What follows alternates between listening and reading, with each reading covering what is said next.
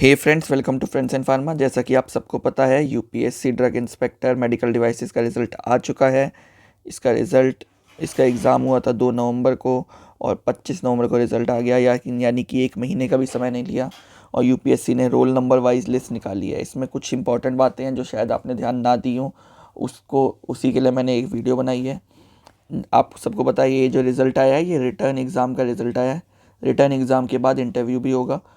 Total जो candidate जिनका selection नहीं हुआ है उनके मार्क्स अपलोड कब होंगे, ये बहुत ज़्यादा सवाल पूछ रहे हैं। तो यहाँ पे क्लियरली लिखा हुआ है, जब इंटरव्यू हो जाएगा उसके बाद कंबाइन मार्क्स रिलीज़ होंगे, इंटरव्यू के और रिटर्न के। जब सिलेक्टेड कैंडिडेट के मार्क्स भी रिलीज़ होंगे और अनसिलेक्टेड कैंडिडेट के मार्क्स भी रिलीज़ होंगे, उसी वक्त आप अपने मार्क्स भी देख पाओगे अगर आपका लिस्ट में नाम नहीं है तो। ठीक है, यानी कि जब इंटरव्यू प्रोसेस यानी कि पूरा रिक्रूटमेंट प्रोसेस कंप्लीट हो जाएगा तभी आपको आपके मार्क्स देखने के लिए मिलेंगे।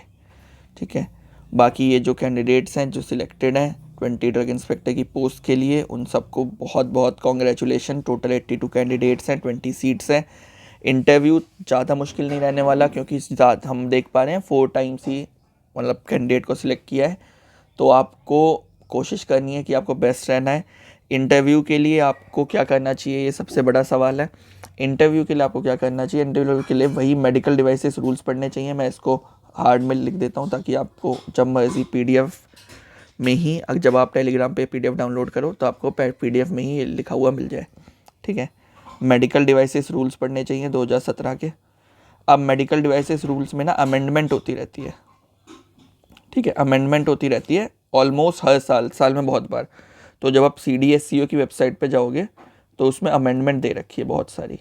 ठीक है, बहुत सारी होगी, करीब 50-60 होगी। आपको वो सारी अमेंडमेंट पढ़नी है कि कब क्या क्या अमेंडमेंट हुई थी, कैसे हुई थी, वो सब कुछ पढ़ना है।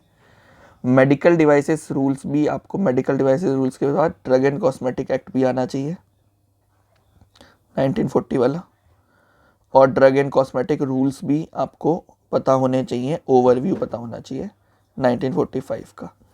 मेजर फोकस इस पे करना है, अमेंडमेंट पे करना है।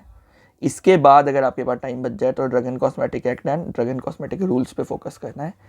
ये आपको याद करके ही जाना है, इससे कोई निजात नहीं है। ठीक है, आपको पढ़ के जाना है अच्छे से। अगर आप ये पढ़ के जाते हैं तो मेरे ख्याल से आपका इंटरव्यू भी बहुत अच्छा जाएगा। अगर आपको मेरे लेक्चर से मदद मिली हो ये इंटरव्यू क्लियर करने में या ये एग्ज़ाम क्लियर करने में, देन प्लीज़ कमेंट।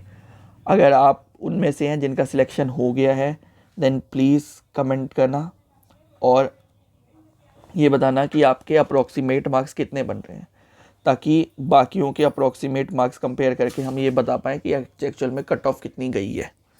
ठीक है, thank you so much for watching this video. Have a nice day.